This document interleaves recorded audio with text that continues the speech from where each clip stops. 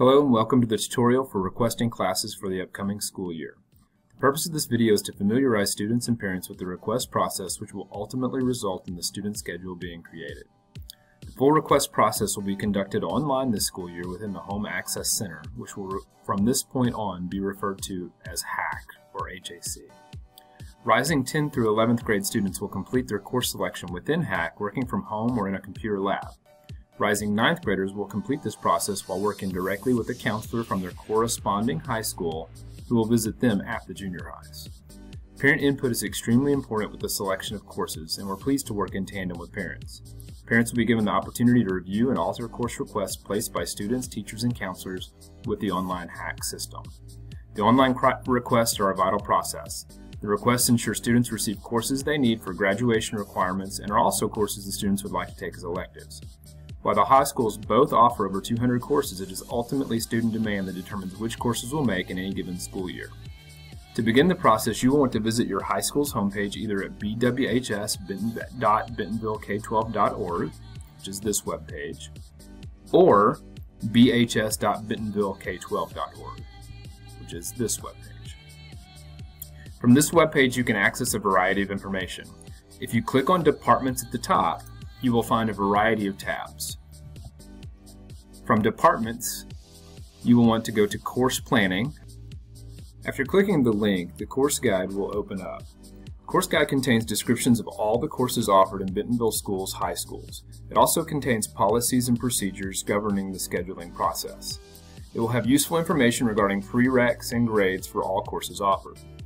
For example, if I open the course guide and I'm curious perhaps regarding the differences between English 1 and Pre-AP English 1, I can find that information within the course guide.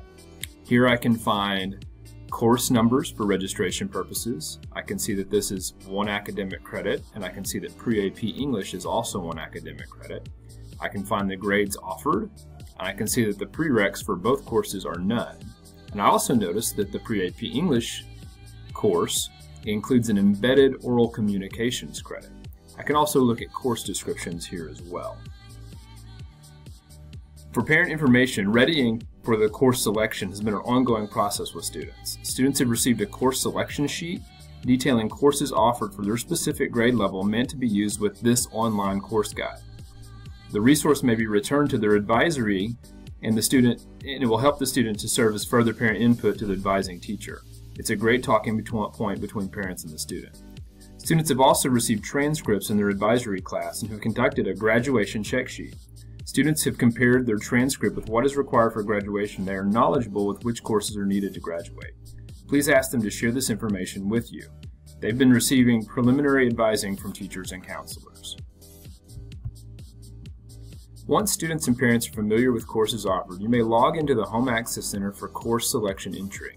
At the bottom of either high school's webpage, you will find a quick link section.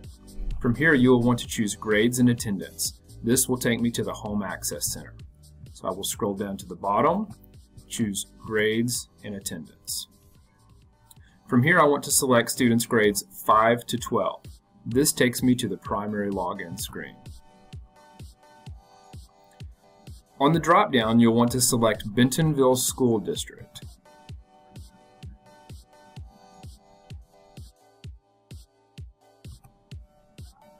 If you forget or miss this step, the login will always kick back an error. From here, I will use my username and password. This is the same login ID and password parents use to check grades. If I've forgotten or misplaced my login or password, please disregard this link at the bottom. Instead, you will want to email either bhshomeaccess@bentonvillek12.org or bwhshomeaccess@bentonvillek12.org. Again, if you have misplaced your password or login, you will disregard this ID, this login, or this link. Instead, you will email either bhshomeaccess@bentonvillek12.org or bwhshomeaccess@bentonvillek12.org. Once you have this information, you may log in from here. Once you're logged in, you will arrive at this screen. From here, you will click Classes at the top, and you will choose the tab that is Requests.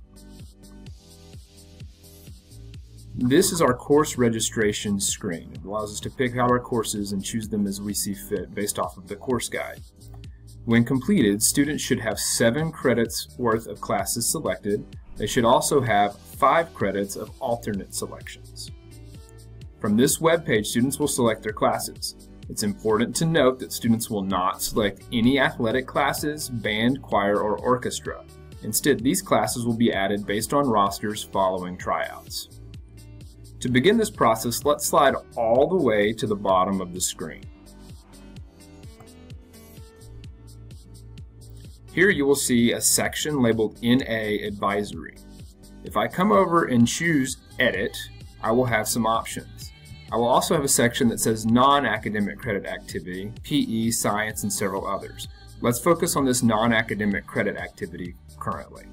If I come over and choose Edit, it will populate with a variety of start times. It's very important that students choose their start time for the next school year. Most students will choose a regular start code, while some students may choose an early start. If you choose an early start, you must have transportation to and from school. To choose your start time, you simply check the box that corresponds to the right start time. If you need to make a change, uncheck it, choose the correct option, so if I wanted to choose a regular start, and then choose Save at the top of the screen. This will take you back to this first screen, and you can easily see that these have been changed. Please do note that after June 1st, changes to start codes cannot be made. Also note that some athletics and organizations require specific start times.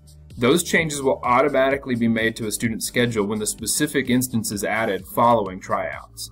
For example, if a student makes the football team, their start times will automatically be edited to the correct time. On this main screen, I'll also see a variety of differing course areas, ranging from career and technical, to fine arts, to health and safety, to language arts. Each one of these I will want to work through and make course selections in the same manner in which I just changed my start times.